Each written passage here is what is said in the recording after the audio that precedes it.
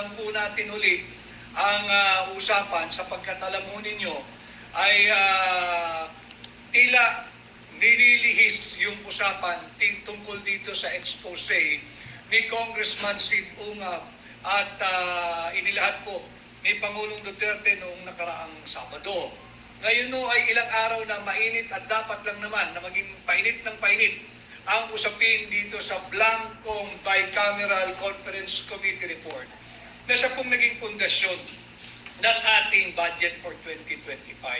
Kaya po natin sinasabi na unconstitutional, unlawful, criminal at immoral itong 2025 budget sapagkat napatunayan politiko, ipakita ko na blanco itong mga items na bilyong-bilyong piso ang halaga sa Bicameral Conference Committee Report. At alam ho ninyo, ang unang naglabas ho nito ay walang iba kundi si Congressman Sid Ungab ng Davao. Si Congressman Sid Ungab, para po malaman ho uli ninyo, siya ho ay nagsilbi na veteranong lawmaker, nagsilbing minsan chairman ng Ways and Means Committee ng House of Representatives, naging vice chairman po siya ng Committee on Appropriation at naging 2 beses po siyang naging chairman ng Committee on Appropriation. Yun po yung napaka-powerful na komite diyan po sa House of Representatives sapagkat yan ang nangunguna pagdating sa pag-distribute or allocate ng very limited resources ng gobyerno pagdating sa pananalapi na sila rin ang nangunguna sa paghubog, pagpasa, pagbalangkas ng tinatawag nating annual or taunang budget ng Republika ng Pilipinas. Samahan ko po kayo muna habang kayo po siguro ay nasa daan pa. Yung iba baka late ang simula ng araw ngayon at nag-aalmusal pa. Yung iba naman ay papasok sa eskwela o kaya sa opisina.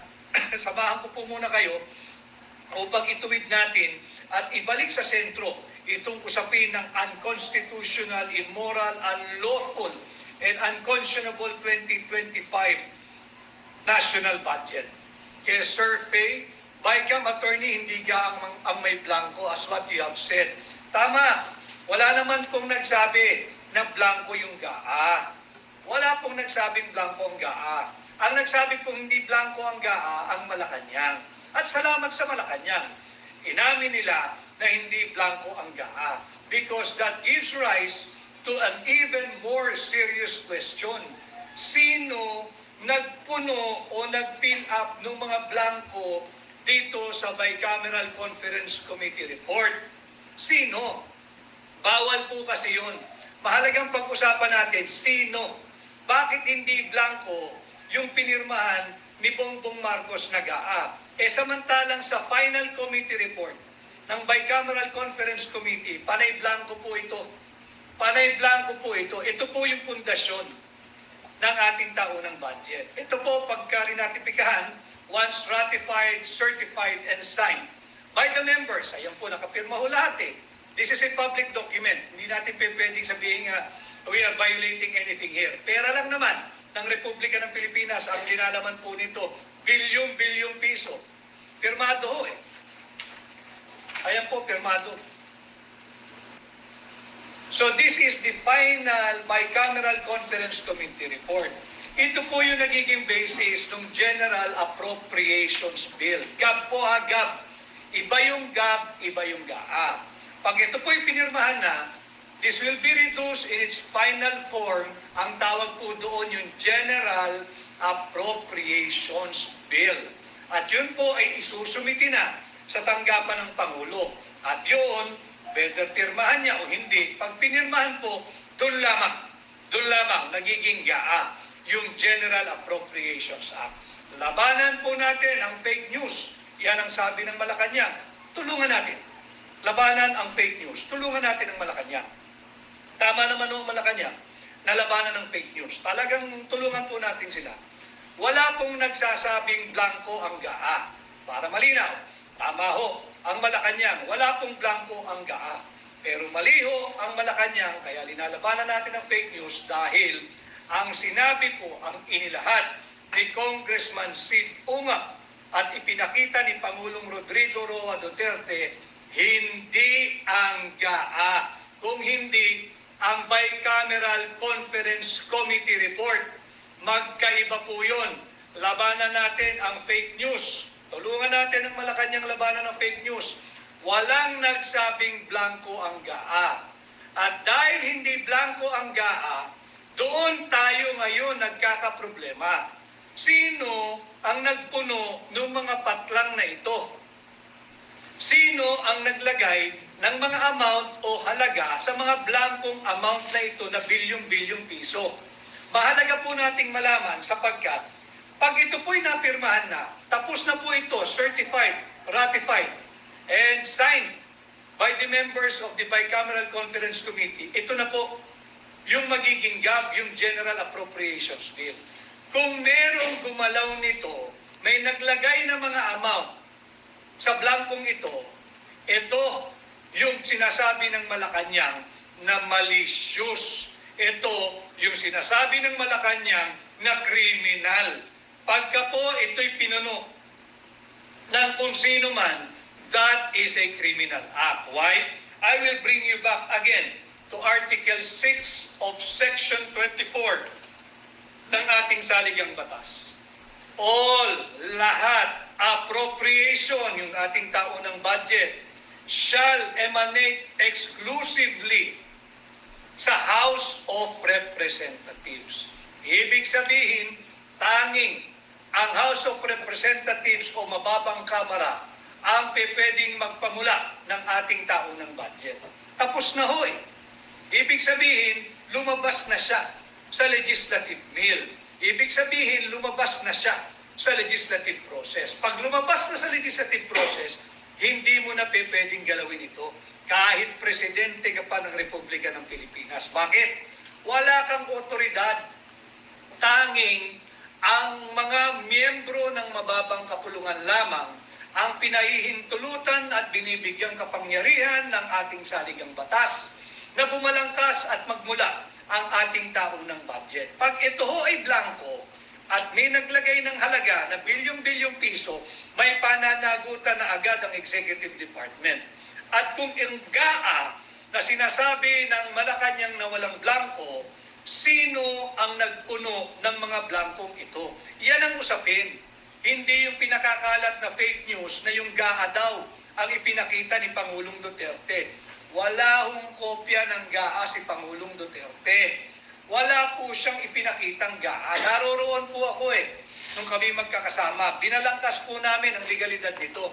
At ito nga ho, ay yung na-discovery ni Congressman Sid Ungab.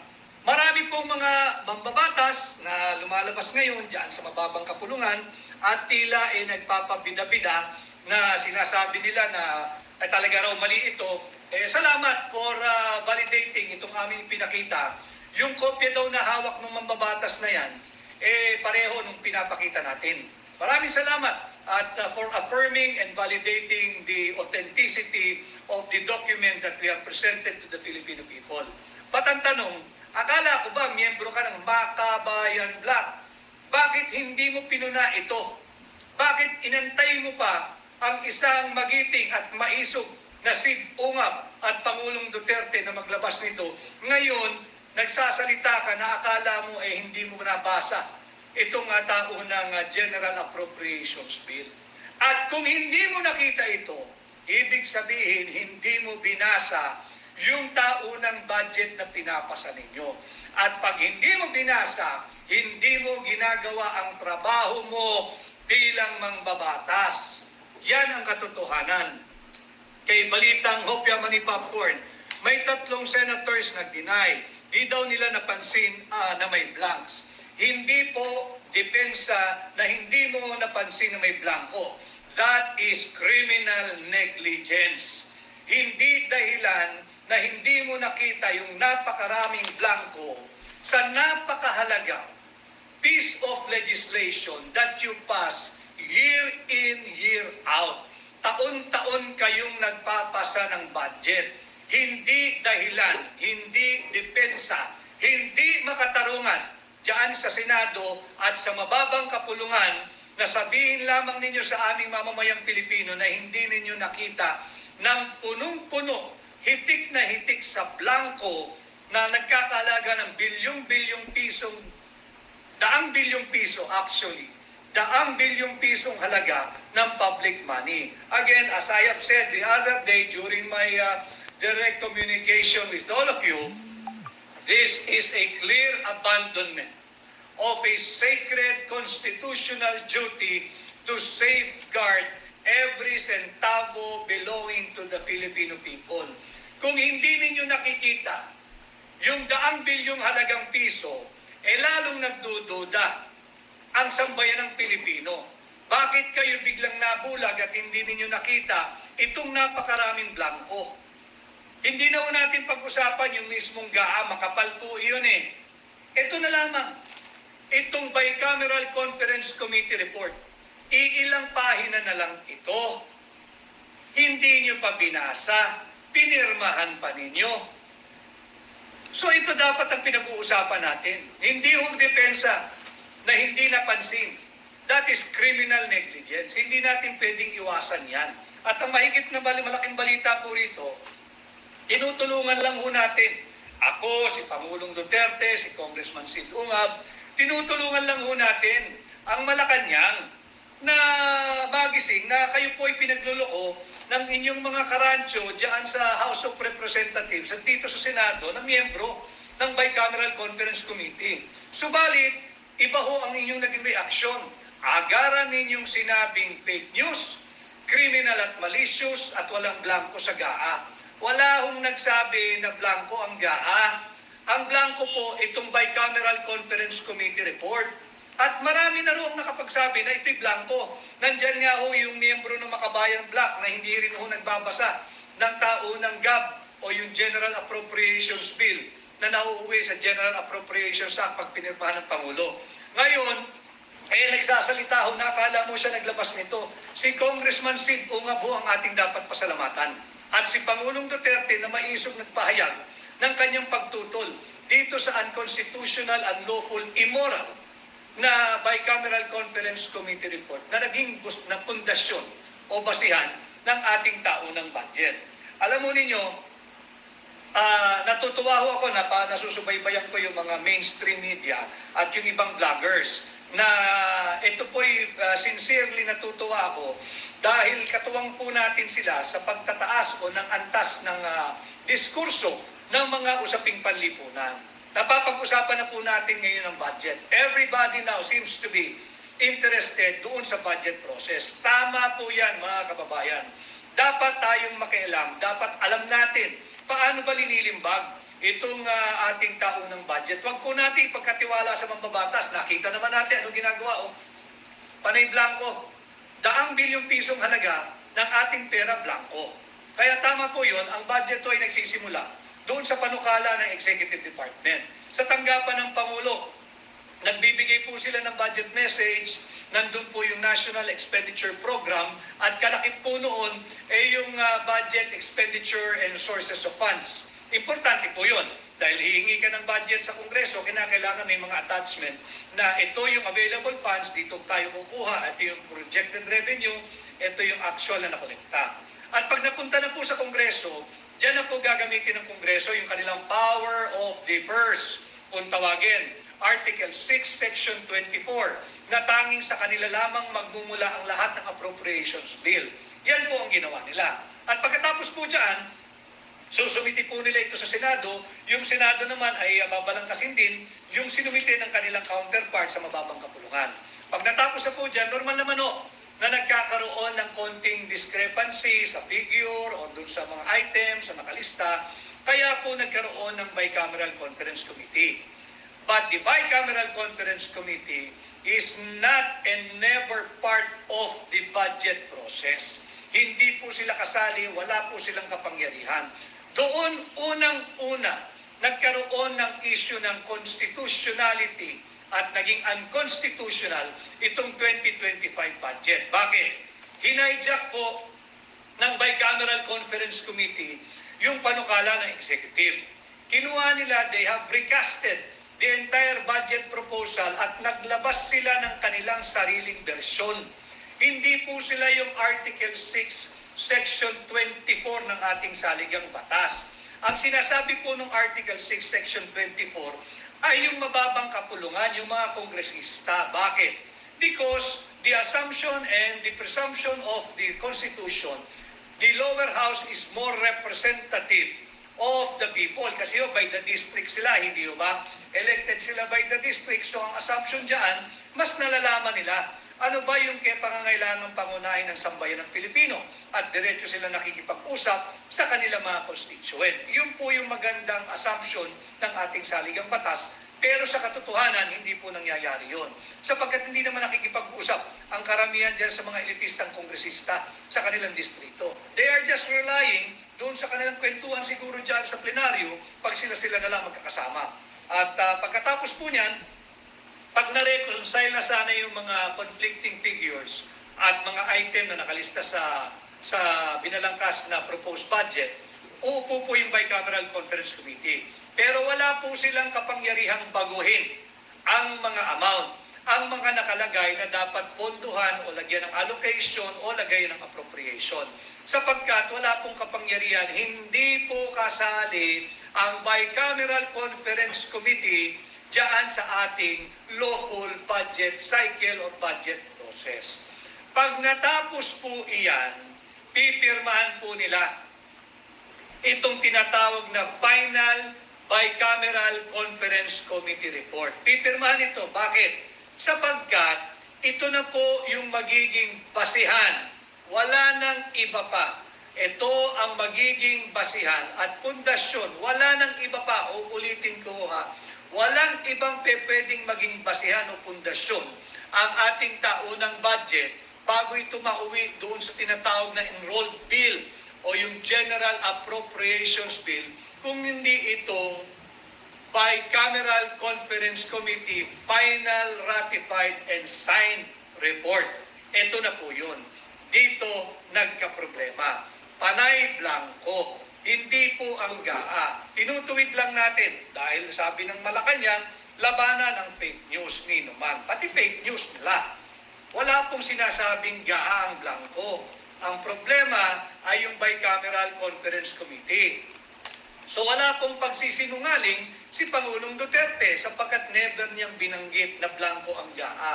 Ang GAA ay puno ng amount. Ang tanong, bakit itong Bicameral Conference Committee na ipinakita at kwestiyon ni Pangulong Duterte sa tulong ni Congressman Sid Ungab ay blanco.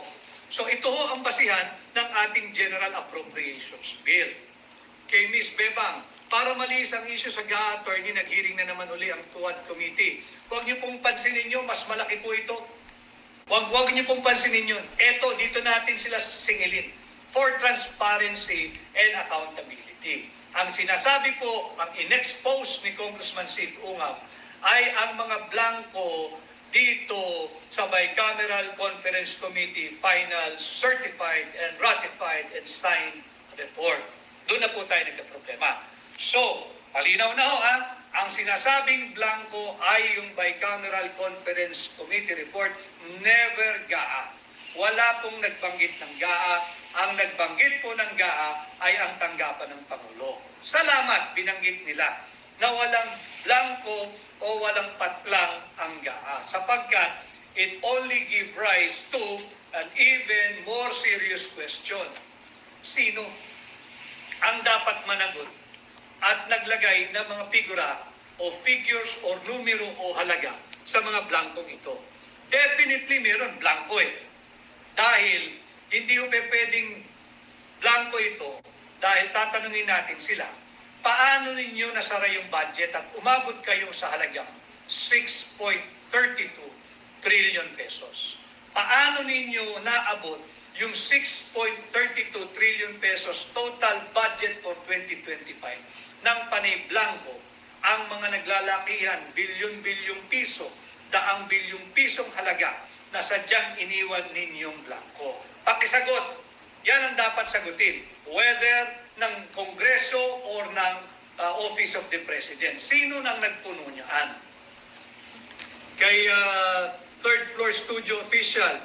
The photo release ng OP na nagre-review sila Marcos is that them filling in the blanks. Yun po ang nagiging suspicion o suspecha ng maraming tao. Natatandaan ho ninyo, meron ho kasing Presidential Communications Office na naglabas that ang pinoproject nila is a working president na nagre-review nung unconstitutional budget over the Christmas or the holiday break, at nung napuno na po nila siguro yung kanilang dapat punuin, naglabas na nung GAB o yung General Appropriations Bill, nagkaroon ng seremonya, may presentasyon, at nung pinirmahan, saka lamang po yan naging tinatawag nating GAA. Para maintindihan po, pati ng ordinaryo nating mga kababayan, kung paano yung ating budget process. Kaya lang po naging GAA yan nung pinirmahan. Dahil kung yan ay hindi pinirmahan, hindi po yan magiging batas. Kung yan ay binito at dapat ay binito dahil nga unconstitutional. Ito ngayon ang tanong. Kung unconstitutional na nakikialam yung Bicameral Conference Committee at tinatawag na third house or third chamber, sino ang bumubuo ng fourth house o yung fourth chamber? There must be a fourth house or a fourth chamber. Bakit ko nasabi yun? Tinapos na po ng third chamber ng Bicameral Conference Committee. Tapos na pirmado aprobado Yung inaprubahan nila blanco. There must be an existing third house of a fourth house or fourth chamber.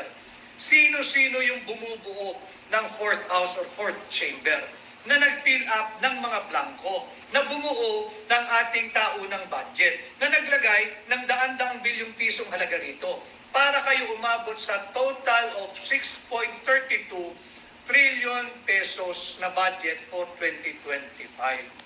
Kay Zara Yu, Attorney, can you please convince PRD na pangunahan niya yung impeachment kay BBM kasi palala ng palala na alam po ninyo, merong sariling discernment at wisdom ang Pangulong Rodrigo Roa Duterte. At in time, I'm sure, nag-iisip din yan kung ano ang remedyo dito sa napaka-tahasan at malawakan at trilyong pisong pambubudol na ginagawa sa atin ng Marcos administration. Para po malinaw na natin ito. At yun din yung aking imbitasyon, pag nangahamon, imbitasyon, doon sa mga nais magsagawa ng impeach Sara Duterte rally o prayer rally. Ito po ipagdasal ninyo. Pagdasal nyo rin yung sarili ninyo. Ito, bigyan kayo ng wisdom at gift of discernment. Ito ang ipaglaban ninyo kung ang puso ninyo ay para sa sambayan ng Pilipino. Ito ipaglaban ninyo. Nagpapasa ng unlawful, illegal, immoral, unconstitutional budget ang tanggapan ng Pangulo. Yan isigaw ninyo. Impeach Marcos. Because this is a culpable violation of the Constitution, a clear betrayal of public trust. Kung kanyang pinirmahan ang GAB at naging GAA nang alam niyang may blanco ang mga final Bicameral Conference Committee report. Atin silang singilin. Sino ang nagpuno ng mga blankong ito? Bawal po kasi yun Bawal po kasi yun. At nais kong banggitin yung reporter ng UNTV. Banggitin ko yung reporter ng UNTV, si Asher Cadapan Jr. Yung Asher Cadapan Jr., yung reporter po ng UNTV, salamat sa iyo, nakakuha po siya ng kopya. Kasi Senate beat po yata siya ng UNTV. Nagpadala lang po sa akin ng video yung isang kaibigan at pinakita nga yung report ni Asher Cadapan Jr. kagabi ng UNTV na kanyang binerify, binalidate na yung hawak niyang kopya ng Bicameral Conference Committee na kinuha niya at nakuha niya sa Senado kahapon. Parehas po, punong-puno ng blanco. Punong-puno ng blanco. So, sino ngayon ang nagpapalaganap ng fake news? Tinutulungan ko ang palasyo na labanan ng fake news. Tanungin natin sila, sino ngayon ang nagpapalaganap ng fake news? Hindi sinabi ni Pangulong Duterte o ni Congressman Sid Ungab na blanco ang GAA. Ang kini-question nga namin, bakit walang blanco sa GAA? Panay blanco ang Bicameral Conference Committee report. Ito ba'y hindi alam o nalalaman ng Pangulo bago niya pinirmahan yung GAP? At kung hindi niya ito nalalaman, dapat pa rin ay may managot. Merong nang budol.